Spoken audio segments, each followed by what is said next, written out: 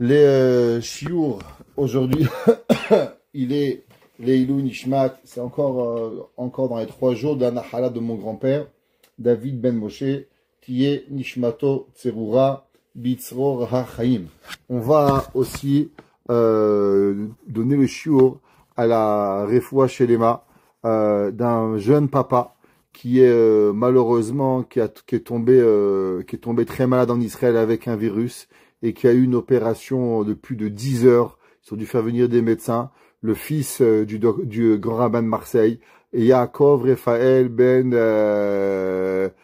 Chaya, Elisabeth, qu'Akadosh Baruch Hu Yishtachlo Refoua Shelema, et qu'Hachem lui donne une bonne santé pour qu'il retrouve ses parents, sa femme et ses enfants.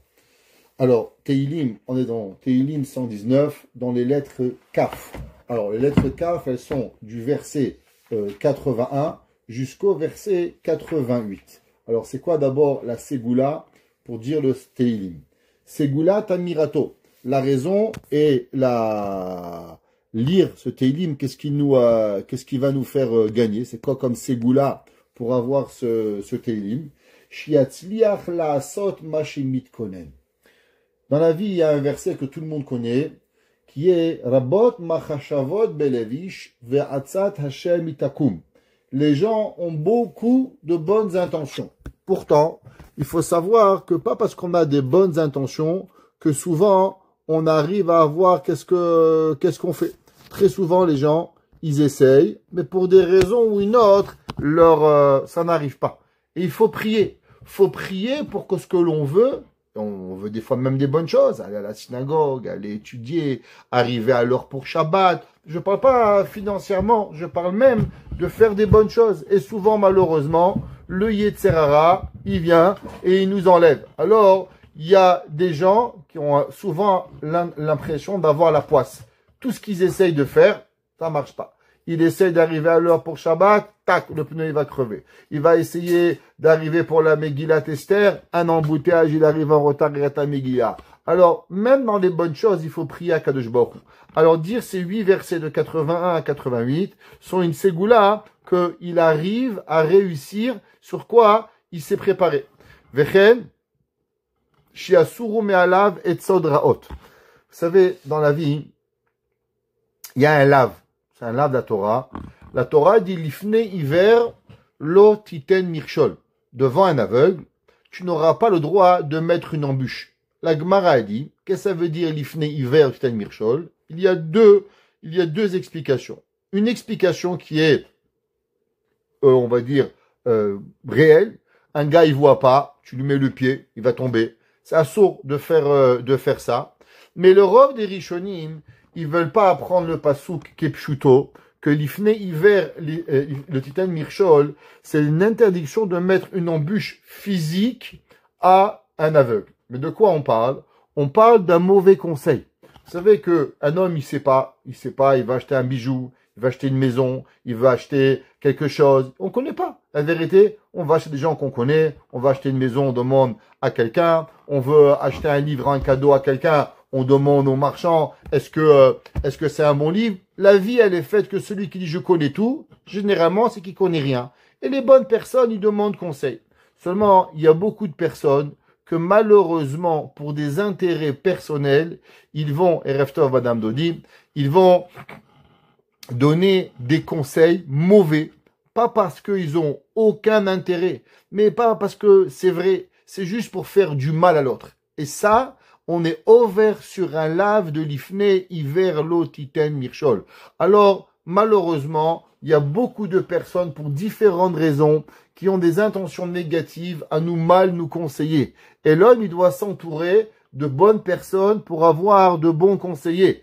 Alors, David Ameller, dans ce Teilim, il va prier à Hachem que Akadosh Baruch Hu, il le conseille bien. Alors, ceux qui veulent avoir un bon conseiller dans un shidur, avoir un bon conseiller dans un mariage, avoir un bon conseiller dans du shalom bayit, dans du business, dans tout ce qu'on entreprend. Toute la journée, la vérité, on est là et on demande. Et on doit demander à Kadosh Baruch Hu de nous guider, que les personnes à qui on va demander conseil, ou bien même des fois, il y a des gens qui s'invitent chez nous pour nous donner conseil, même si on leur a pas demandé, alors qu'au moins, il nous donne de bons conseils et pas de mauvais conseils. Et que si, chas v'shalom, on entend quelque chose qui est pas bien, alors que l'on prie à Kadosh Baruch Hu, que ça nous rentre pas dans la tête. C'est comme quelqu'un où tu sais, j'ai un bon deal. Faut acheter un terrain à Singapour. Malechave Singapour. Tu vas l'investir à Singapour. Qu'est-ce que tu vas avoir avec Singapour? Tu n'es pas intéressé à Singapour. Pareil que si c'est un mauvais conseil, on doit prier à Kadosh Baruch Hu que on n'écoute pas et que Chav Shalom, on s'embrouille pas dans ces choses-là. Et bien sûr, nous aussi, la meilleure chose et le meilleur moyen de ne pas avoir de personnes qui nous donnent de mauvais conseils, c'est de s'assurer d'en jamais en donner. Quand vous savez pas quelque chose, dites vous savez pas. La Gemara dans Masechet Berachot, elle dit les modes les chandra lomar eni yodea. Apprends à ta langue à dire je sais pas. C'est difficile. Quand quelqu'un vous pose une question, on a tous l'impression de tout savoir. Comme je dis toujours, c'est pas parce que tu es marié que tu es un spécial shalom bayit. C'est pas parce que tu es un papa que tu es un bon éducateur. C'est pas parce que tu es un vendeur que tu connais ton produit. Et la vie, elle est faite de tout. Chacun de nous, il y a des choses qu'on connaît, d'autres qu'on connaît pas. Moi, je me rappelle un jour, je suis dans un magasin, j'ai demandé un livre. Et le gars, il m'a dit, Rav, n'achetez pas ce livre. Je dis, pourquoi? Il m'a dit, dans ce livre, j'ai déjà vu quelques erreurs, c'est pas pour vous. Ce monsieur, il m'a pas fait acheter celui-ci. C'est la première fois que je rentrais. Après, pendant plus de 20 ans, j'étais chez ce monsieur. Et j'ai acheté, il m'a dit, mais pourquoi vous venez toujours chez mon Rav Krimizi? Je lui dis, un homme qui est capable de me dire de pas acheter son livre parce qu'il y a une erreur, alors il mérite qu'on vienne chez lui pour pouvoir. Si vous aviez pensé que vous aviez perdu un livre, mais vous avez gagné 50 000 livres que j'ai acheté chez vous pour pouvoir y arriver. Alors, David Amelech, il écrit dans le Tehillim. Comme d'habitude, on va lire, traduire, expliquer, et après, Beth Hashem, on va rentrer dans les explications un peu plus profondes. David Amelech, il dit, Kaleta lichuatecha. Alors, qu'est-ce que ça veut dire, Kaleta lichuatecha? Alors, si on traduirait le mot littéral, ça veut dire terminé, Dieu préserve, elle est finie, ta délivrance. Mais en vérité, la traduction, elle est exactement à l'opposé. Qu'est-ce que ça veut dire? Kaleta lichuatecha nafshi. Ça vient du verset dans Perek 84, Pasuk Gimel. On a dit venirsefa vegam kalta nafshi. Qu'est-ce que ça veut dire kaleta ici? L'opposé de terminer, c'est qu'elle ne se termine pas, mon âme. Qu'est-ce que ça veut dire? Comme quelqu'un qui est amoureux de quelqu'un, il a envie, il est là, il a un désir très profond. Alors il dit, David Ameler, Kaleta lichuatecha nafshi. Mon âme, elle a envie de toi, à ta délivrance, lidvarecha, à tes paroles, yichalti. Alors, de quoi il parle ce Tehillim? Alors, il y a une machloket entre le Rabbi Chaim Vital, Rashi et le Ibn Ezra à propos de quoi il parle ce Tehillim. Traduction littérale, comme on a dit, que David Amelech dit que mon âme, elle est amoureuse, elle a envie de toi et elle t'a languit. Ouais, pourquoi? Qu'elle a envie que tu vas la délivrer. Lidvarecha yichalti. Et il dit, qu'est-ce qu'on a envie? On a envie que la parole de Dieu, elle va venir et elle va arriver à nous délivrer. De quoi ça parle? Le Ibn Ezra, il dit que l'on parle de David Amelech. David Amelech, il avait beaucoup d'ennemis.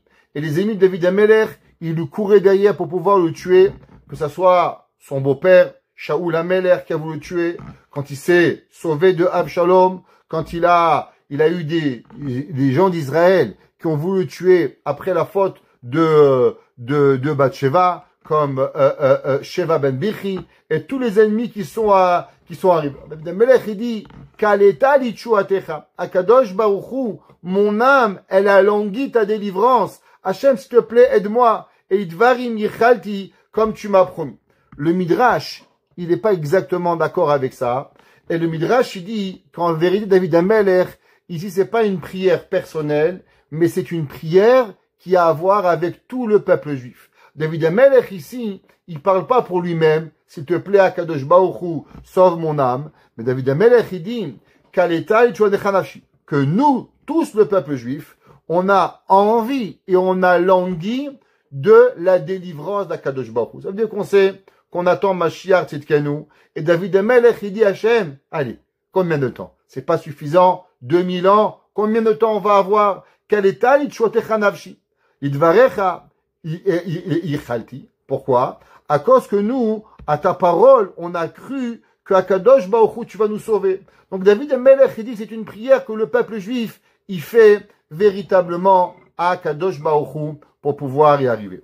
Rabbi Chaim Vital, il avait un élève qui s'appelait Rabbi Emmanuel Haïriki. Il a écrit un sefer qui s'appelle Hazet Zion, qui parle de la vision un petit peu kabbalistique des choses. Alors il explique et il dit, si vous voyez dans le verset, a priori, il y a une faute grammaticale. Quelle est la faute grammaticale de ce verset? Si David Amelech il parlerait pour lui-même, David Amelech il aurait dû dire Kaleta Litchouati. Teshuati c'est ma délivrance, Nafshi mon âme. Lidvarecha à tes paroles, Yichalti, j'ai attendu. Qu'est-ce que ça veut dire Kaleta Litchouatecha, à ta délivrance? De qui David Amelech il parle? D'après le Ibn Ezra, d'après le Midrash, pardon, on a dit que David Amelech il parle du peuple juif. C'est pour ça qu'il a dit Kaleta Litchouatecha, qu'on a langui ta délivrance. Pourquoi? Pour qu'Hachem il délivre le peuple juif. Le Rabbeinu Emmanuel Haïriki, comme on a dit, Talmud du Harizal, il dit en vérité cette prière, elle n'est pas envers le peuple juif, elle n'est pas envers David Amelech, mais elle parle de Dieu. Vous savez que quand le peuple juif il souffre, qui c'est qui souffre avec lui? Akadosh Baruch Hu lui-même il souffre. Et il n'y a pas de plus grande souffrance aux Juifs quand le peuple juif, il imagine la souffrance d'Akadosh Baruch Hu.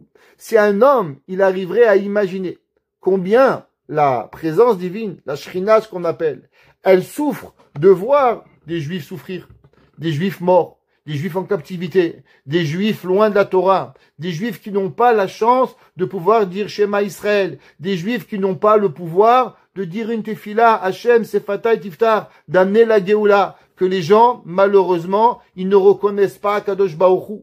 À combien Kadosh Baruch Hu, il a cette souffrance? L'homme, il s'évanouirait total. Le Rabbi Nachum de Tchernobyl, il pleurait toute sa vie parce que les gens ne connaissaient pas la souffrance d'Akadosh Baruch Hu, comme je vous ai déjà raconté souvent. Si vous voulez voir, aujourd'hui, de nos jours, il y a un Rav au Kotel, le Rav Hadès. Le Rav Hadès, il est un des grands kabbalistes de notre génération, un homme du Kedusha, Tahara, pureté incroyable, et il passe ses journées à pleurer au Kotel Amaharavi. Et là-bas, il pleure, juste sur quoi? Sur la douleur de la présence divine d'Akadosh Baruch Hu dans ce monde. Et il dit, Rabbi Emmanuel Haïriki, c'est ça que David Amelech dit, Kaleta, on n'en peut plus à Akadosh Baruch Hu. De quoi? De te voir souffrir.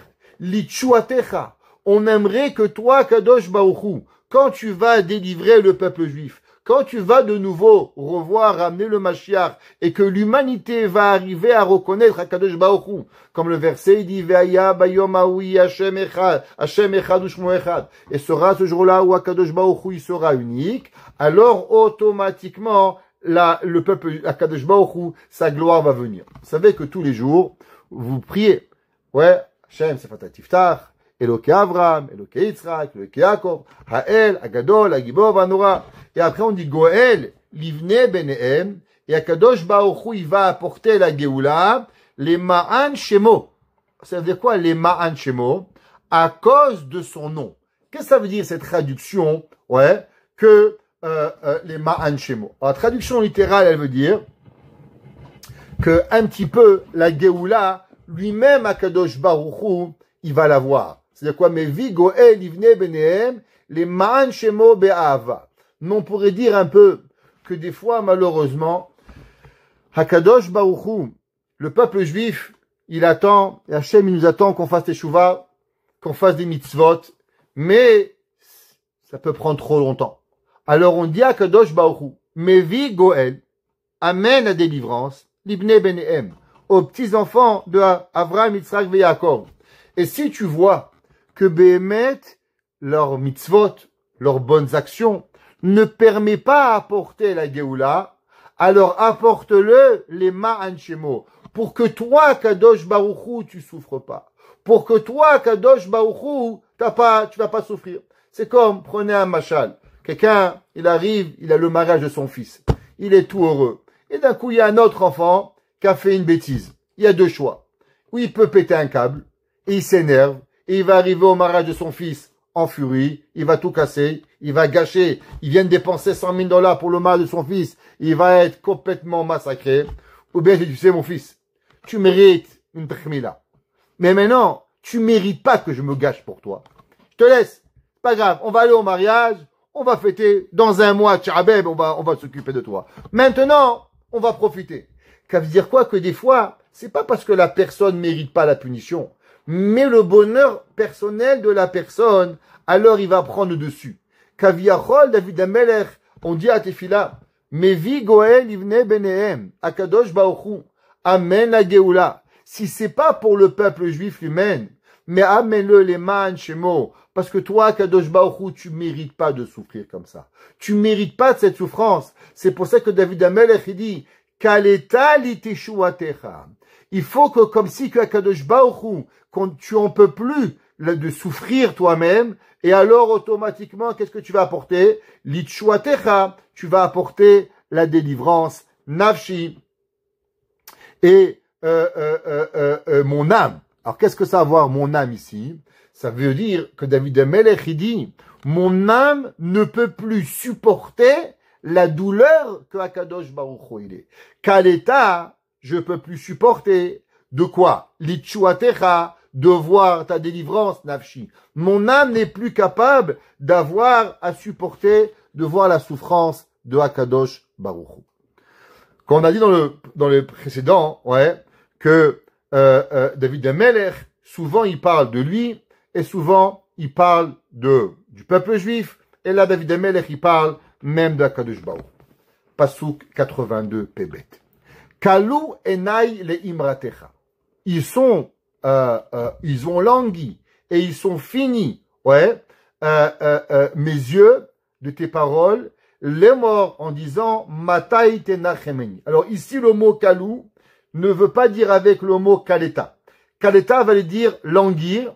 Ici le mot kalou veut dire finir. Traduction, mes yeux sont finis de ta parole. Qu'est-ce que ça veut dire?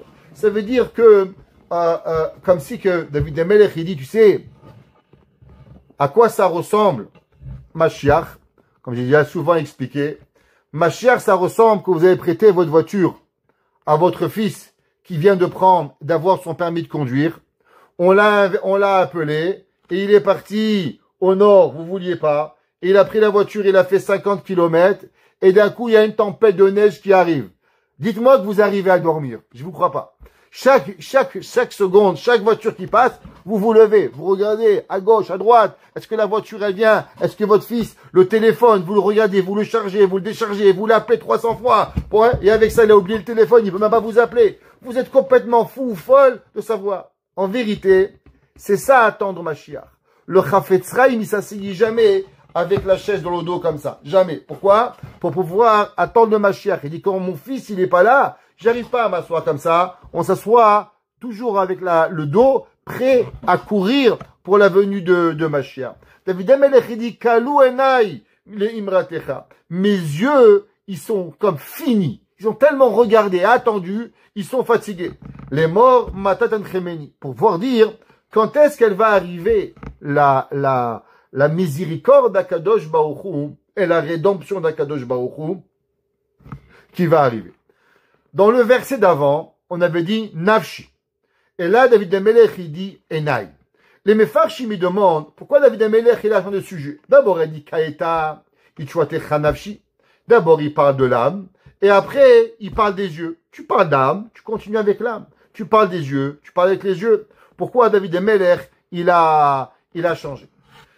La réponse que David Amelech, d'abord, il parle de quelque chose qui est spirituel. L'âme. L'âme, c'est la spiritualité. David Amelech, il dit, Kaleta litchuatecha, j'ai langui ta délivrance, du côté spirituel.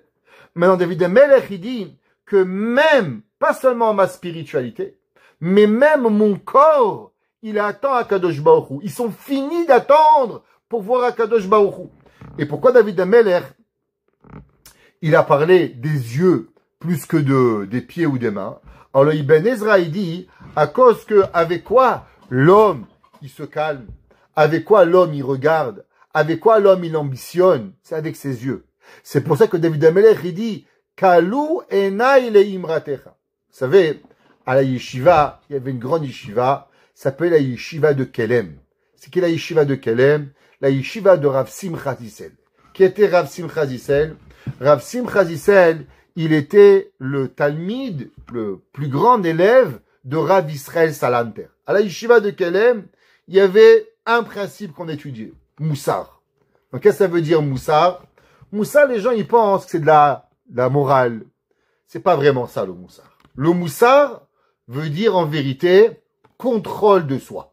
À la yeshiva de Kelem, on apprenait aux élèves un contrôle de soi-même à 100%. Ça veut dire que si l'homme, il veut pas s'énerver, tu peux dire à un gars, t'énerve pas. Au bout de 4 fois, il s'énerve.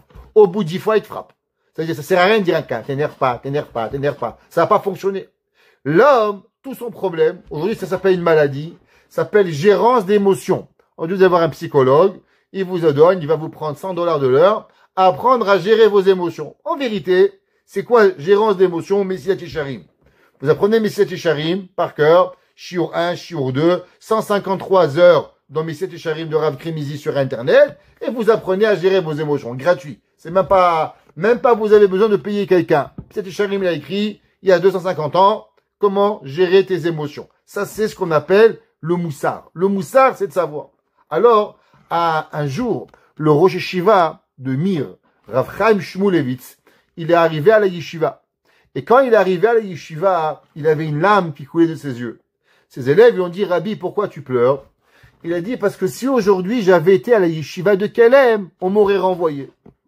Il dit, Rabbi, pourquoi on vous aurait renvoyé? Qu'est-ce que vous avez fait? Il dit, tu sais, à la yeshiva de Kelem, quand on devait attendre le bus ou la charrette, on rentrait et on n'avait pas le droit de tourner la tête. Pourquoi? Parce que la tête, tu la tournes, c'est seulement pour te donner un semblant que ça va aller plus vite. Mais en vérité, tu n'arrives pas plus vite. Ça veut dire que tu n'arrives pas à te contrôler, alors tu bouges, parce qu'en vérité, tes yeux, ils vont te faire croire un rêve. Mais en vérité, c'est pas vrai. L'homme, il doit être capable de contrôler quand il attend l'autobus, de ne pas bouger, pour pouvoir arriver à dire, le bus, il arrivera quand il arrivera. Et il a dit, le Rav Chaim Shmulevitz, aujourd'hui, j'ai tourné mes yeux. À la yeshiva, on m'aurait renvoyé. Déjà, c'est un manque de contrôle de soi. Je ne sais pas si vous imaginez qu'est-ce que ça veut dire. Rabbi Nachman de Breslev, il dit que l'homme, il doit être capable de se contrôler à un niveau que quand même si un moustique qui vous pique, vous grattez pas. Parce qu'en vérité, gratter, vous savez, ça apporte rien. Ça fait seulement empirer et ça dure plus longtemps. Seulement, ça donne un sentiment qui est faux de soulagement. Mais c'est pas vrai. Rabbi Nachman, il dit, si un homme, il veut contrôler ses émotions, si un homme, il veut avoir le contrôle de soi, vous savez comment on sait s'il a le contrôle? Quand il est capable d'avoir une piqûre de moustique et de pas bouger. Tu bouges pas. Tu grattes pas. Ça s'appelle le contrôle de soi. Vous allez dire, Rabbi, c'est impossible. Eh bien, écoutez, le Rav Aaron Kotler, il n'était pas très longtemps. Il a vécu il y a même pas 50 ans. Le Rav Aaron Kotler, un jour, on lui a fermé la porte sur ses doigts. Pendant 1 heure, depuis New York jusqu'à l'Ekoud, sur les doigts. Et le Rav, il n'a pas dit un mot. Quand il est arrivé, il a vu le driver qu'il avait les doigts dans la porte, complètement à moitié coupés. Il dit, Rabbi, pourquoi vous m'avez pas dit? Elle dit, je voulais pas te faire de peine. Comment on arrive? Parce que l'homme, il a un contrôle de lui-même que même dire aïe, ça s'apprend. L'homme, il doit savoir. Et c'est ça que David Amelech, il dit, Kalou enai leimratecha. Les yeux, c'est ça qui permet à l'homme de voir, de pas voir, d'arriver. C'est le premier membre qu'en vérité il nous fait. Regardez par exemple, quelqu'un il fait une prise de sang. Souvent quand ils font la prise de sang, ils s'évanouissent. Qu'est-ce qu'elle vous dit l'infirmière? Regardez pas. Pourquoi ça fait moins mal? La réponse elle est du fait que tu vois pas, tu crois que t'as pas mal. Ça veut dire ne pas voir, c'est un sentiment. Alors David Amelech il dit Kalou enai, mes yeux ils sont finis. Ça veut dire j'en peux plus. Akadosh Baruch Hu, les morts matai tanchemeni, et j'attends ce moment avec impatience. Quand est-ce que Akadosh Baruch Hu, tu vas me consoler? Pasuk Pegimel. Ki haïti kenod bekitor chukecha lo shacharti. Alors, qu'est-ce que ça veut dire? Ki haïti kenod bekitor. Alors, nod, en hébreu, c'est une gourde. C'est une gourde d'eau qui est faite en peau. Ouais, vous savez, comme les cow-boys, les Indiens, ils avaient ce genre de gourde qui était faite avec des peaux. Ça s'appelle un nod. David Amelech, il dit, Ki haïti kenod. Il dit, moi, je me suis sauvé et j'ai dû aller dans le désert. Et quand je suis allé dans le désert, alors ma peau, elle est devenue comme cette gourde d'eau qui est complètement séchée. Pourquoi? Parce que comment on fabrique cette gourde?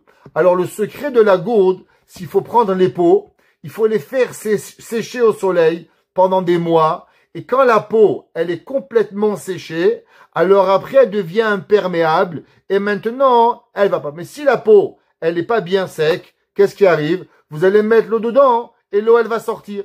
Donc le secret de la gourde, il faut qu'elle soit sèche. David Amelech, il dit, tu sais comment mon corps, il était? Ki haïti kenod. Ouais. J'ai été comme cette gourde d'eau. Qu'est-ce que ça veut dire? Qu'il y a des moments dans la vie où David Amelech, il dit qu'ils étaient les plus difficiles de ma vie. Où même ma peau, elle n'avait pas de quoi manger. Mon corps était en train de dépérir dans le désert, comme cette gourde en train de sécher à la préparation de devenir cette gourde. Et j'ai eu faim, et j'avais rien. Seulement, à ce moment-là, David Amelech, il dit, est-ce que tu crois que je t'ai oublié, Dieu? Chukecha lo shacharti. Même dans les pires des épreuves, tes lois, j'ai pas oublié. Je me suis rappelé d'Akadosh Baruch Hu. Je me rappelais d'arriver et d'avoir à comprendre. Et là, je me suis rappelé cette histoire extraordinaire que j'ai racontée souvent du rabbi de Tzanz. Que quelqu'un de secours a acheté le livre cette semaine. Alors tout le monde a écouté cette fameuse histoire. En sortant d'Auschwitz, après la Deuxième Guerre, le rabbi de Tzanz, il sortait dehors, et là-bas, il a vu deux jeunes filles pleurer. Ils lui ont demandé, pourquoi tu pleures? Et les deux jeunes filles ont dit, rabbi, on n'a pas de collant. Dans notre vie, on n'est jamais sorti dans la rue sans collant. Alors aujourd'hui, comment on va sortir? Alors je vous explique. On est après un massacre, 1 million de juifs d'Hongrie ont été tués, 5 millions ou 6 millions de juifs brûlés. Les Américains, ils viennent, ils leur disent, allez, sortez. Et eux, de quoi ils pensent? J'ai pas de collant. Le rabbi, il avait des chaussettes. Il a coupé ses chaussettes en deux. Il a donné à chacune des filles la moitié de sa chaussette. Et c'est comme ça qu'elles sont sorties. Moi, depuis des années, j'écoute cette histoire. Et je me demande comment une personne, elle sort de Auschwitz, et à quoi elle pense? Elle pense à des chaussettes. Je vous promets que je pensais souvent que c'est du fanatisme. Je me dis, après tout, les Sfaradim, il y en a qui permettent, je dis pas que c'est permis, mais il y en a qui permettent. Tu es petite. Si elles ont parlé au rabbi, c'est que c'était pas des demoiselles. C'est sûrement qu'elles avaient 8, 9 ans. Alors, de quoi? Arrête ton fanatisme. Qu'est-ce que tu fais? Va et cours dehors. Qu'est-ce que t'as à attendre? La réponse est vraie. Mais en vérité, dans nous, David Amelech, il a dit qu'il y a quelque chose qui est plus que tout. David Amelech, il dit, Ki haïti kenod bekitor. J'étais comme cette gourde séchée. Ouais. Kitor, c'est comme un feu. Où c'est ça? Auschwitz. Chukecha lo shacharti. Mais tu vas trouver des gens qui n'ont rien oublié. David Amelech, il a prophétisé que non seulement pour lui, mais qu'il y a des gens qui vont être totalement dans la difficulté, mais c'est pas pourquoi ils ont une difficulté qu'ils vont oublier le minimum des mitzvot de pouvoir y arriver. Et ça, c'est la grandeur qu'un homme, quand est-ce qu'un homme, il est un homme grand? Quand, Baruch Hashem, il y a à manger, quand Baruch Hashem, il y a à boire, quand les comptes en blanc qui sont pleins, quand on est à Miami, c'est facile. Mais quand l'homme, il est dans la plus grande difficulté, et que encore, il arrive à pouvoir garder, alors là, Chukecha lo shacharti, David Amelech, il dit, pour ça, je mérite la délivrance d'Akadosh Baruch Hu. Kama yeme avdecha. Combien? Pasuk 84. Combien sont les jours de ta vie? Matai ta'ase berodefai mishpat. Quand est-ce que tu vas faire à mes ennemis la justice? Alors, il y a plusieurs explications de ce que c'est Kama, Yeme Avdecha. Il dit le Ben Ishraï, si je ne me trompe pas, c'est le Ben Ishraï qui explique. Et le Ben Ishraï, il dit, vous savez, la Gemara, il dit qu'un homme, s'il n'a pas fauté jusqu'à la moitié de sa vie, alors il va jamais fauter. Le Maharsha, il dit seulement jusqu'à 33 ans. Si un homme, il se protège jusqu'à l'âge de 33 ans sans fauter, alors il fautera jamais. C'est pour ça que le Ben Ishraï dit pourquoi on fête l'Agba Omer. Il dit que la fête de l'Agba Omer, une des raisons, c'est pour nous rappeler que l'homme, en vérité, il doit se garder seulement 33 ans. Et si l'homme, il garde seulement 33 ans de sa vie, alors automatiquement, il fautera jamais. David Amelech, jusqu'à l'histoire de Bathsheba, n'avait jamais fait une faute. Quel âge il avait David Amelech à l'histoire de Bathsheba? Alors il faut savoir que l'histoire de Bathsheba, elle s'est passée quand David Amelech, il avait 56 ans. Pourquoi 56? Parce que vous savez que David Amelech va avoir Bathsheba, il va avoir un enfant qui va mourir, après il va avoir un deuxième enfant qui va s'appeler Shlomo, et Shlomo Amelech, quel âge il avait quand David Amelech il est mort? 13 ans. Donc David Amelech, il avait 56 ans à l'histoire de Bathsheba. Alors David Amelech, il dit, les gens ils pensent que moi j'ai fauté. Est-ce que c'est possible que j'ai fauté? Pourquoi? Puisque jusqu'à l'âge de 56 ans, alors j'ai jamais fauté. Donc du fait que j'ai pas fauté jusqu'à 56 ans, donc j'ai passé plus que la moitié de ma vie. Donc puisque j'ai passé la moitié de ma vie, donc automatiquement quand on m'accuse que j'ai fauté avec Bathsheba, c'est impossible. Kama yeme avdecha. Quel âge j'avais? J'avais 56 ans. Alors pourquoi les gens ils pensent que j'ai fauté? Matai ta'ase berodefai mishpat. Quand est-ce que tu vas me laisser voir la vengeance de mes ennemis? Alors qu'est-ce que ça veut dire? Quand est-ce que tu vas me laisser voir la vengeance de mes ennemis? D'abord, il faut savoir que un homme, Hachem, il nous laisse pas le mal gratuit. Ça n'existe pas. Quelqu'un qui vous fait du mal, savoir, à la fin, il paye. Seulement, des fois, ça prend longtemps, et des fois, on peut pas le voir. Voir quelqu'un qui vous a fait du mal, et voir la vengeance de Dieu, c'est un cadeau d'Akadosh Baruch Hu, et pour ça, il faut mériter. David Amelech, il dit à Hachem, tu sais que moi, j'ai rien fait de mal. Alors, je te demande que je veux voir la vengeance de mes ennemis. Pourquoi? Parce que ça va prouver que Béhémet, je suis tzaddik. Parce que si j'étais pas un vrai tzaddik, alors tu les aurais punis après ma mort. Mais du fait que tu vas les punir durant mon vivant, et que moi je vais pouvoir voir leur punition, ça va prouver au monde, véritablement, que Akadosh Baruch Hu, tu sais, et que tu vas publier à tout le monde que moi je suis un homme bien. Maintenant, il faut savoir que voir quelqu'un qui vous a fait du mal, et il y en a, chacun de nous, son paquet, et voir la personne que Dieu le punit, c'est pas beau à dire, mais ça fait plaisir.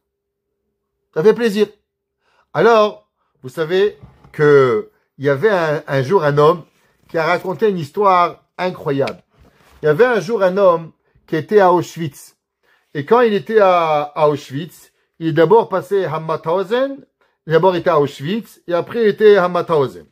Et quand il est là-bas, ils l'ont amené d'Allemagne, et après ils l'ont apporté en Autriche. Là-bas, il était. Et qui c'est qui a, comment on appelle ça, qui a délivré le camp?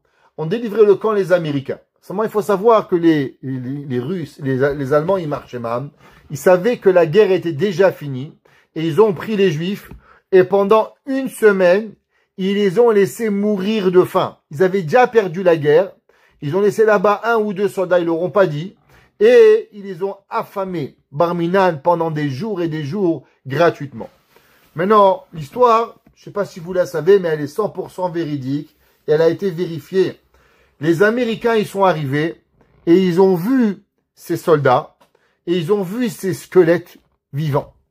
Des squelettes vivants. Ils ont attrapé tous les Russes, les Allemands, pardon.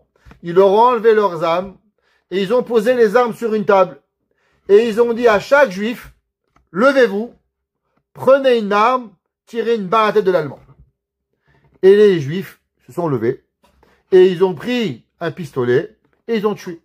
Et chacun, il avait celui qui lui faisait du mal, bang, bang, bang, bang, comme au rodéo, ils les ont tués. Malheureusement, il y avait un homme qui était là-bas, qui était tellement faible, que quand les Allemands ils lui ont dit, lève-toi, prends un pistolet, il avait envie, il y avait un Allemand qui avait tué sa femme, qui avait tué ses enfants, il avait qu'une envie de le tuer. Mais il était tellement faible qu'il n'arrivait même pas à se mettre debout. Ça faisait une semaine qu'il avait été affamé. Et un jour, il a rencontré le Rav Edelstein.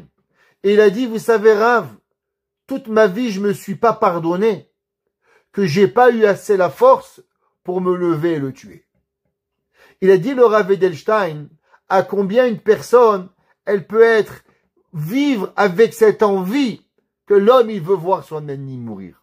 Il dit, c'est pas beau, mais c'est quelque chose de naturel. L'homme, c'est comme ça qu'il est. Alors d'abord, il faut comprendre qu'il y a Behemet, à David Amelech, il a dit à Kadosh Baruch Hu, ouais, Mata eta nechemeni, quand est-ce que tu vas m'apporter la nechama, et aussi ta seberot fay mishpat. Je veux pouvoir voir la vengeance. Pourquoi? Pas parce que je veux tuer mes ennemis. Mais il a dit le Rav Edelstein, l'homme, il doit comprendre que quand un homme, il voit la main d'Akadosh Baruch Hu qui revient, alors automatiquement, il y a un grand Kiddush Hashem. Vous savez, on est dans, bientôt Purim, Shabbat, c'est Parashat Zachor, et on lit la Parashat de Amalek. Zachor, Asher Asa Alecha Amalek Baderech. Souviens-toi ce qu'il nous a fait Amalek. Une des raisons qu'on lit la Parashat de Zachor avant Purim, pour se rappeler que Aman, qu'est-ce qu'il a voulu Aman? Aman, il a voulu exterminer tous les Juifs. Qui était Aman? Aman, il était le petit-fils de Agag, qui était Agag, roi de Amalek. Vous connaissez tous qu'il y avait le grand procès de Nuremberg. Je ne sais pas si vous connaissez le procès de Nuremberg, où il y a eu là-bas les 12 plus grands nazis qui ont été jugés. Dans ces 12 nazis, un, il a été condamné à mort, un, il s'est suicidé, et 10, ils ont été tués. Et le 10e, quand il a été tué, il s'appelait Yolios Streicher, Marchemo Ben Zichro. Et au moment où on l'a tué, il a dit, aujourd'hui, nous fêtons un nouveau Purim. Et dans le monde entier, qu'est-ce que ça a fait? Ça a fait un grand Kiddush Hashem. Que quoi? Qu'il a dit la même façon que les 10 enfants de Haman, ils ont été tués. Pareil, nous, on a été tués comme Haman. Pourquoi il y a un 11e qui s'est suicidé? Vous savez que Haman, il avait 10 garçons et une fille. Qu'est-ce que sa fille, elle a fait? Eh bien, sa fille aussi, elle s'est suicidée. Quand elle avait vu que c'était Haman qui tirait le cheval et Mordechai qui était sur le cheval, et elle avait cru que c'était Mordechai qui tirait le cheval et Haman sur le cheval, et elle avait jeté un seau de poubelle sur la tête de son père. Et quand elle s'est rendue compte, qu'est-ce qu'elle a fait? Alors elle s'est suicidée. Chachamim avait dit que, pareil, la même façon qu'Haman avait 11 enfants, un qui s'est suicidé et 10 qui ont été tués, pareil, les 11 de Nuremberg, un il s'est suicidé et 10 ils ont été tués. Juste que vous sachiez, intéressant, un fait historique, c'est marqué que les 10 enfants de Haman, ils ont été tués sur quoi? Ils ont été tués al-Ha'etz, sur l'arbre. Alors un jour, un Rav, il s'est regardé le procès de Nuremberg et ça le dérangeait que les enfants de Haman, ils ont été pendus sur une poutre une poutre en béton, pas sur de l'arbre, sur un bout de bois. Et pourtant, la Torah a dit, si ce goy, il a dit qu'on est les 10 enfants de Haman, alors il est passé où le bois? Alors il a recherché, il a trouvé. Comment s'appelait le bourreau? Le bourreau, il s'appelait James Wood. Monsieur Bois. Et c'est comme ça qu'on voit qu'est arrivé. Et le monde entier, il a parlé du Kiddush Hashem. Ça que David Amelech, il écrit. David Amelech, il dit, Ta'aseh berodefai mishpat. Quand on voit cela, que des gens qui se pensaient à la tête de l'univers, ils voulaient créer le troisième Reich, et ils voulaient faire, et à la fin, qu'est-ce qu'ils ont fait? Ils ont dit, c'est Hashem qui nous a tués. Alors il y avait un Kiddush Hashem. Pareil, David Amelech, il dit des fois, quand on voit qu'Akadosh Baruch Hu, il ramène la justice sur terre, c'est pas une vengeance, mais ça apporte le Kiddush Hashem que Akadosh Baruch Hu, il a fait pour pouvoir y arriver. David Amelech, il dit, Pasuk Pehe, Karouli Zedim. Ouais. Alors, il me parle, les mécréants. Zedim, c'est les mécréants. Karouli Zedim Sichot, Asher lo ketoratecha. Qu'est-ce que ça veut dire? Qui me parle, les mécréants, pas comme ta Torah. Alors, il dit le Ibn Ezra que il y a un verset dans la Torah. La Torah dit comme ça. Lo yishpor dam naki. Un homme, on n'a pas le droit de tuer un innocent. Qu'est-ce que ça veut dire de pas le droit de tuer un innocent?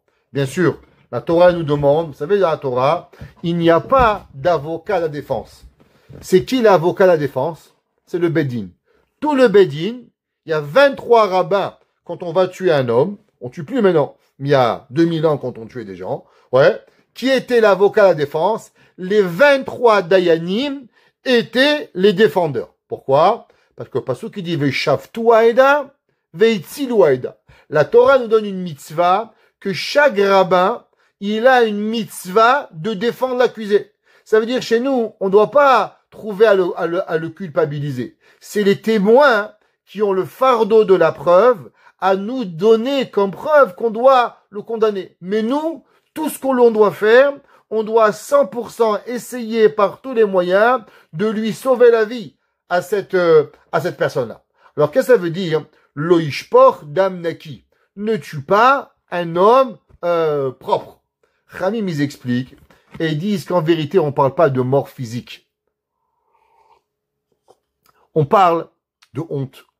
On parle de ce que l'on fait à des gens. Vous savez, il y a des gens, je pense que peut-être ils préféraient se faire enterrer sous terre que d'avoir des hontes.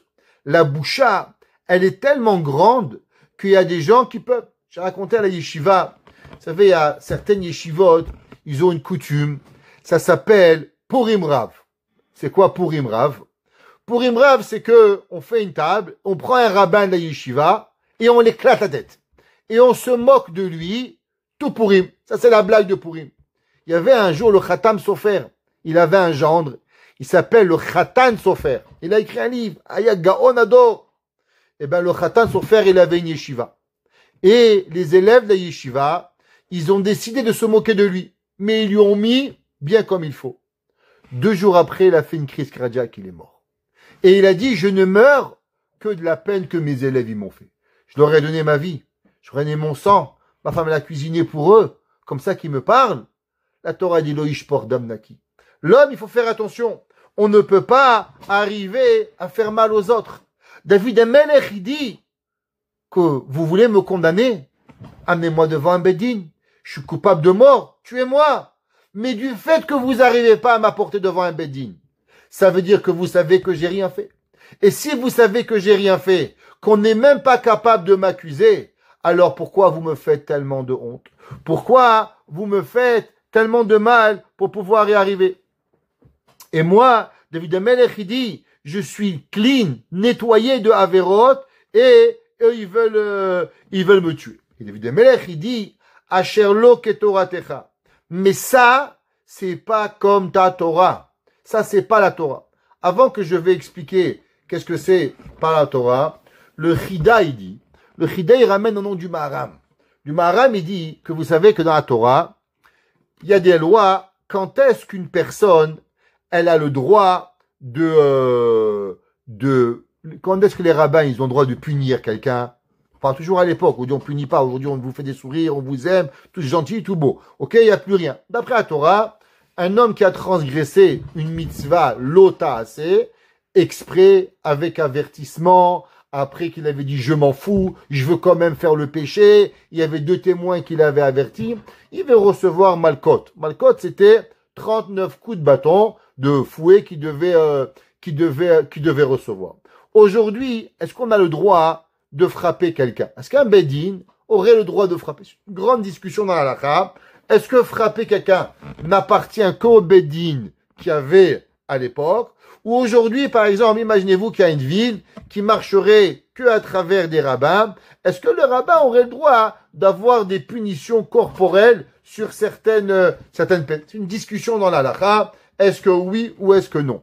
David Amelech, il dit, regarde, tu sais quoi? Viens, on va dire que on aurait le droit de me frapper. Allez, viens. Mais David Amelech, il dit, ça c'est si j'avais fait la vérité. J'avais fait un péché. Seulement eux, Karou Lizedim, il dit le Chida, eux, ils veulent me frapper, pas parce que j'ai fauté, parce que eux, ils sont seulement là à vouloir mentir. Et leur mensonge, c'est lui qui amène à ce que Barminan, ils veulent me frapper. David Amelech, il dit, tu as quelque chose de mal à me dire, j'ai fait un péché, allez, amène-moi au Bedin, punis-moi comme tu veux, mais à condition que ça soit droit, à condition qu'il n'y a pas d'intérêt. Mais il y a des gens qui se servent de la Torah pour pouvoir faire ce que eux ils ont envie. David Amelech, il dit, car où Lizedim Sichot, les mécréants y parlaient, et ils essayaient de me punir. Mais en vérité, tu sais qu'est-ce qui était derrière? Asher lo ketoratecha. Tout ce qu'ils faisaient n'avait rien de Torah. C'est seulement se servir de la Torah pour pouvoir arriver à ses propres moyens. C'était quoi le problème? Alors le Ibn Ezra, il explique et il dit, à cause que l'on sait que eux, ils disaient que David Amelech, il était pas raoui, il était pas apte à être roi, à cause que sa grand-mère, Naout, avait été convertie. Et du fait qu'elle avait été convertie, alors elle était de Moab, et donc David Amelech, il n'était pas un roi. Mais en vérité, la halakha, elle est que Ammoni, vélo Ammonite, Moavi, vélo Moavite. Alors David Amelech, il dit, Karou Lizedim Sichot, les gens, ils parlaient des halachot, mais en vérité, Asher lo ketoratecha, ils connaissaient pas la Torah, parce que s'ils avaient connu la Torah, alors ils savaient très bien que moi, David Amelech, je suis un roi, et ils savaient que le roi, et Béhémet, ma grand-mère, Ruth, a été une bonne convertie, et donc automatiquement, j'avais le droit d'être roi. David Amelech, il dit, un homme, il réfléchit et il dit, en vérité, pourquoi le bon Dieu, il a interdit les hommes de Ammoni et pas de Ammonites, Moavi, vélo pas Moavite, pourquoi pas Mamzer et Mamzeret? C'est ridicule. David Amelech dit, c'est vrai. Seulement, vous savez qu'est-ce qui manquait à tous ces gens-là qui croyaient pas David Amelech? Kol mitzvatecha emuna. En vérité, le problème, il est, vous savez quoi? Le problème, c'est que les gens, ils acceptent pas la halakha, parce qu'ils pensent que la halakha, c'est des sentiments. Oui, monsieur le rabbin, vous pouvez pas m'aider. Monsieur le rabbin, c'est pas interdit. Non, vous êtes sûr? Non, vous jetez pas, c'est permis. Vous êtes sûr que j'ai Bouta? Oui. Il y a quelqu'un, il m'appelle. Il me demande, bonjour Rabbi. Voilà, ma mère, elle a eu un AVC. Et je suis un Bachou Yeshiva. Je suis à la Yeshiva en Israël. Et voilà, j'étudie, je suis très sérieux. Et maintenant, je vous demande la question, est-ce que j'ai l'obligation d'aller voir ma mère à Pessah à l'hôpital? Parce que là-bas, à l'hôpital, il y a des infirmières qui sont pas très tsniout. Et donc, ma crainte de Dieu, en venant à Paris, elle sera pas très au même niveau. Alors, est-ce que ce serait pas mieux que je reste en Israël et je vais pas voir ma mère? Je dis, monsieur, regardez, on peut pas se débarrasser de ses parents. Vous avez une mitzvah de Kibud Avahem. Et vous devez aller vous occuper de votre maman. Et en faisant une mitzvah, il vous arriverait rien de mal. Il me dit, vous savez, j'écoute, mais je suis pas d'accord. Je dis, monsieur, je vais vous expliquer. En vérité, vous n'avez pas appelé pour avoir une halakha. Vous avez appelé parce que vous vouliez qu'un rabbin, il accepte vos bêtises. Maintenant, moi, il n'accepte pas vos bêtises. Alors, je vous dis, halakha, vous devez aller. Et j'ai raccroché le téléphone. Et ma femme à côté de moi, elle m'a dit, ouais, tu étais trop dur avec lui. C'est pas comme ça. Ok. 2 minutes plus tard, il rappelle. Mechilak Vodara, vous aviez raison. En vérité, cherchez une excuse pour pas y aller. Et en vérité, parce qu'entre moi et ma mère, ça va pas. Et en vérité, parce que j'ai des copains. Et je veux faire un voyage à Natania. Je regarde. Tu vas pas nous expliquer à nous, les vieux singes, à faire des grimaces. Nous aussi, on a des parents. Nous aussi, on avait des copains. Nous aussi, on avait des envies. Mais dans la vie, il y a des parents. faut s'occuper d'eux. On peut pas s'amuser. Oui, Pessah, difficile. Je dis, regarde, tu fais ta mitzvah, tu fais Kibbout Avaim, tu vas voir ce qui arrive. Oui, la vérité, c'est qu'un homme, les sentiments, il lui tourne la tête. David Amelech, il dit, la Torah, c'est pas des sentiments. C'est quoi la Torah? Kol mitzvatecha emuna. Un homme de Ammon, interdit. Une femme de Ammon, permis. Un homme de Moab, interdit. Une femme de Moab, mais c'est deux pareils. Pour toi. Et la emuna akadosh baruchu. Kol mitzvotecha emuna. L'homme, il faut qu'il mette ses sentiments de côté et il avance. Ah, il y a une cuillère de lait qui est tombée dans la viande, permis, 60 fois. Mais Rabbi, le lait, il est là-bas. C'est vrai. La Torah t'interdit le lait de la viande. Et la Torah t'a permis, quand il y a 60 fois, de pouvoir manger. Mais comment ça marche, monsieur le rabbin? Kol mitzvotecha emuna. Et la emuna Hashem. Sheker et dafuni. Mensongers, ils m'ont poursuivi. Ozreni, aide-moi. Rabbi Elimelech de Lizinsk. Parce que vous avez oublié. Mais nous, on n'a pas oublié. Rabbi Elimelech de Lizinsk. Il dit, qu'est-ce que ça veut dire? Kol mitzvatecha emuna. Le Maor Vashemesh. Rab, le Talmid du Noam Elimelech. Rav Koinimutz Epstein, dans son sefer Maor Vashemesh, il explique et il dit comme ça. Prenez les 10 commandements.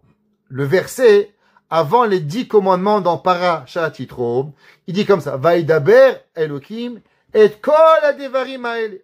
Et Hachem, il a parlé toutes ces paroles-là, Anochi Hachem Elokecha. Rashi dit, qu'est-ce que ça veut dire? Que Hachem, il a parlé toutes les paroles. De quoi il parle? C'est marqué après, Anochi Hachem. Rashi dit, qu'en vérité, Dieu, il a donné toutes les 10 commandements en un mot, mais personne n'a pu comprendre. Rabbi Elimelech de Lizinsk qui a dit non. À partir de Anochi Hachem, on va commencer la Torah. C'est quoi la première mitzvah de la Torah? Anochi. Qu'est-ce que ça veut dire je suis Dieu? En un mot, avoir la émouna en Dieu. L'homme, il sait, il n'y a pas de soleil, il n'y a pas de lune, il n'y a pas d'étoiles. Tout, ce sont seulement des serviteurs de Dieu, littéralement, qui servent à Kadosh Baruch Hu. Alors l'homme, il doit savoir, c'est quoi toute la Torah? Vaidaber Elohim et kol advarim haele. Et Hachem, il a parlé toute la Torah. C'est quoi toute la Torah? Anochi Hachem. Je suis Dieu. Lo yelecha Elohim. Le Rahaim Akadosh, il explique et il dit qu'en vérité dans la mitzvah, pourquoi Dieu n'a donné seulement 2 commandements? Le premier commandement et le deuxième commandement. Je suis ton Dieu et tu n'auras pas un autre Dieu que moi. Le Rahaim Akadosh, il dit, parce qu'en vérité dans la Torah, il n'y a que 2 commandements. Crois en Dieu et fais attention de ne pas faire idolâtrie à Dieu. Et c'est quoi? Toutes les mitzvot positives, mitzvot assez, elles sont à voir avec Anochi à Dieu, Anochi Hashem. Qu'est-ce que c'est la Emouna? Tfilin, Kashrut, Shabbat, Kisui Rosh, Tfila, Purim, Chanukah. Ça c'est les mitzvot Emouna. Le reste, quand l'homme dit de pas faire les mitzvot, ça c'est de pas faire Avodah Zara. Parce qu'un homme, pourquoi il mange pas kasher? Pourquoi un homme il va pas faire un otasé? À cause que ça vient de l'oïe et l'echaïlim acherim. Parce que si l'homme il se permet de pas faire, de faire ce que Hachem lui a dit de pas faire, d'où ça provient? Ça provient de l'oïe et l'echaïlim acherim. C'est que l'homme il a perdu la émouna. Donc en vérité, il dit à David Amelech, si on vous demande une seule question, c'est quoi la Torah? La Torah c'est émouna. Crois en Hachem. Ah mais tu comprends pas? Non, non. Qui a dit qu'il faut comprendre dans la vie? Kol mitzvotecha emuna. Sheker redafuni. Que les gens, ils m'ont menti. Le Rav Shemuel Halevi Vosner, il dit quelque chose d'incroyable. La Gemara, sur ce verset, le temps il passe, je voudrais pas ne pas le dire. La Gemara, elle dit que dans le Yerushalmi dans Sanhedrin, la Gemara dit, vous savez que c'est marqué dans la Sefer Devarim, chapitre 31, Pasuk 18, Va'anochi haster astir panai mehem. C'est marqué dans Parashat Nitzavim, Vayelech, que à la fin des temps, Akadosh Baruch Hu, il va se cacher du peuple juif. La Gemara dit comme ça. En lecha yom caché. il n'y a pas un homme plus difficile que Yom Sheneemar Vanochi Aster Astir Panay Bayomao. La plus grande des malédictions que l'homme il peut avoir, c'est pas d'être à Auschwitz. C'est pas de recevoir des claques. Mais vous savez ce que c'est, il dit le Yerushalmi? C'est quand on voit plus Hachem. Le jour où l'homme, il voit plus Akadosh Baruch Hu, c'est la pire. Le jour où Hachem, il a décidé de se cacher de nous, c'est la pire des choses qui a pu nous arriver.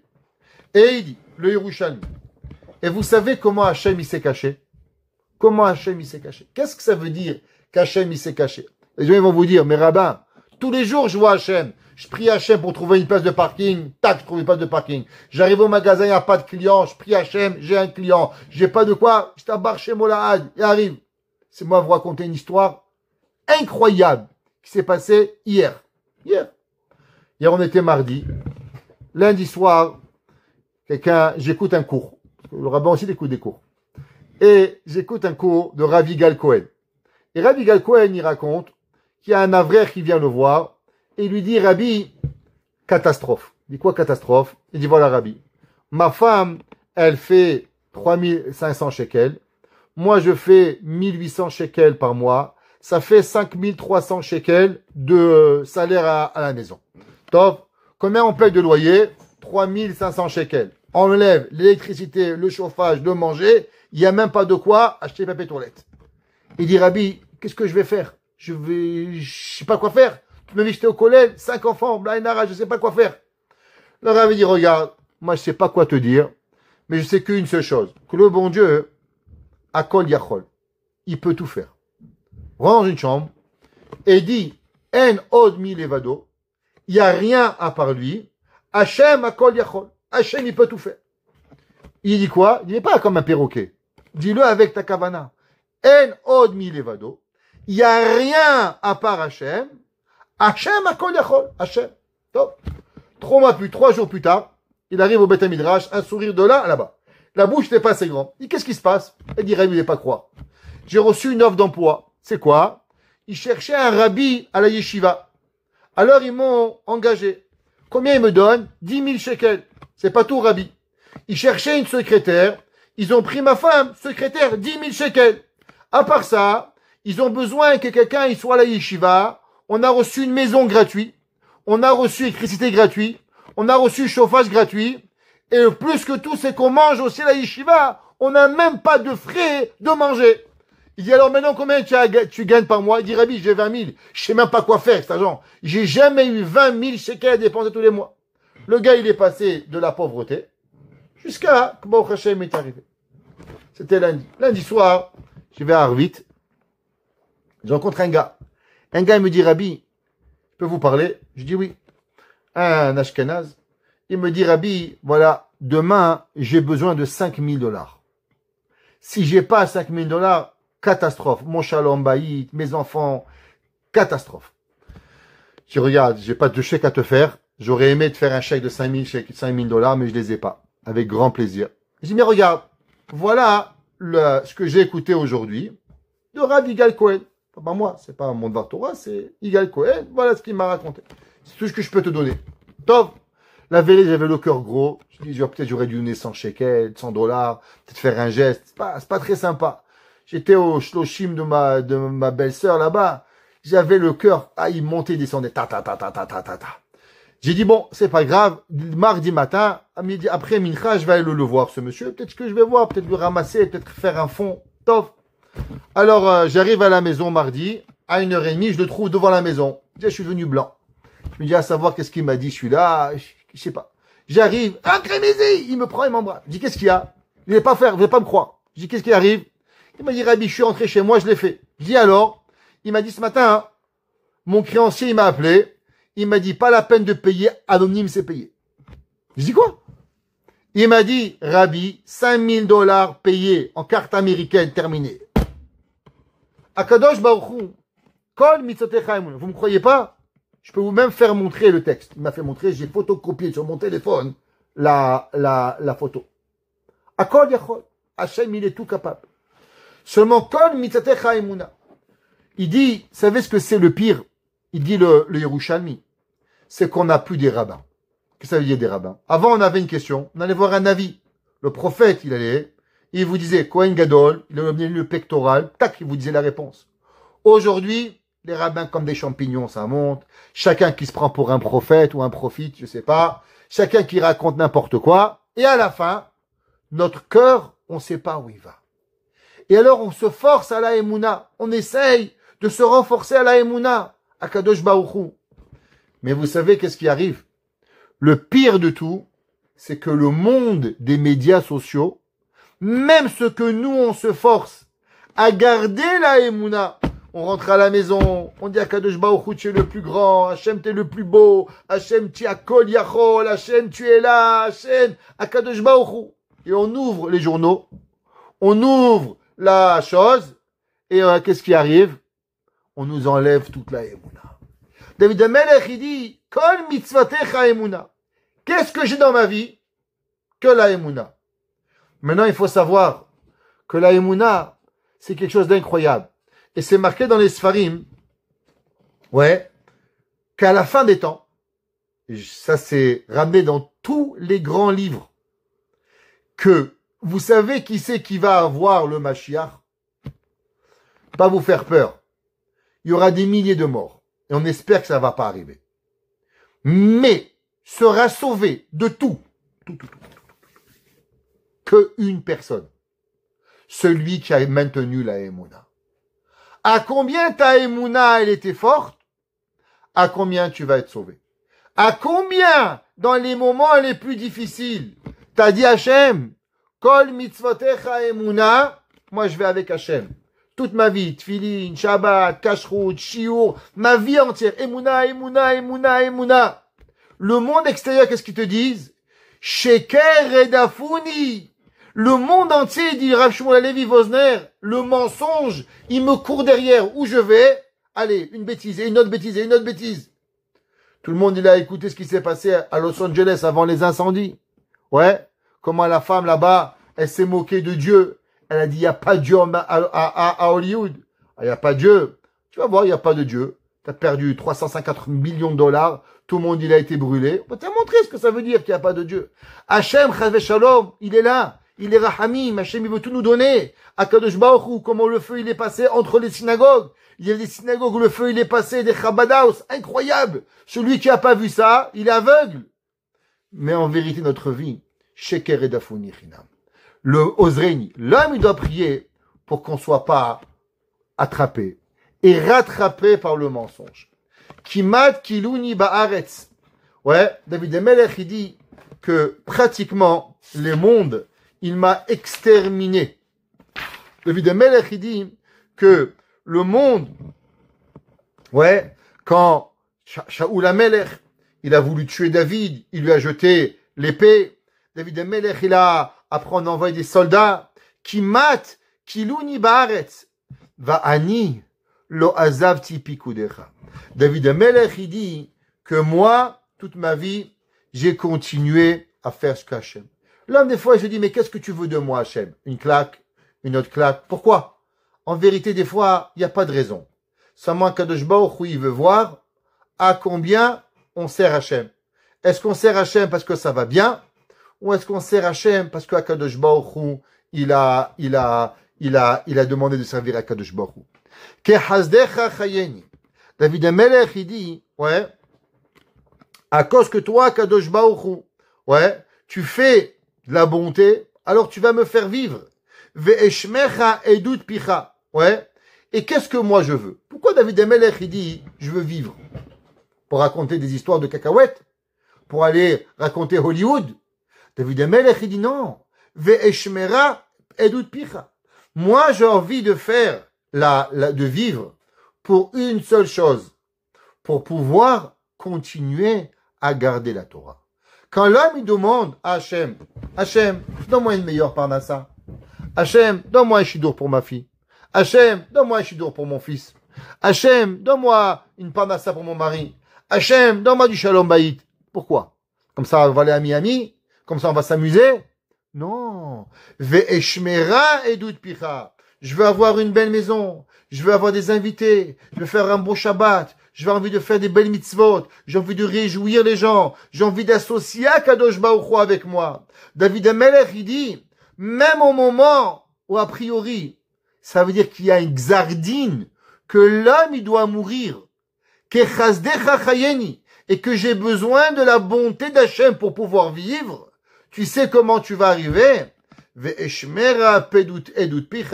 Parce que quand je vais vivre et survivre, alors je vais garder la Torah. Et je veux cette vie parce que je veux continuer à maintenir la Torah que Kadosh Baruch Hu nous donne. Baruch Adonai Leolam.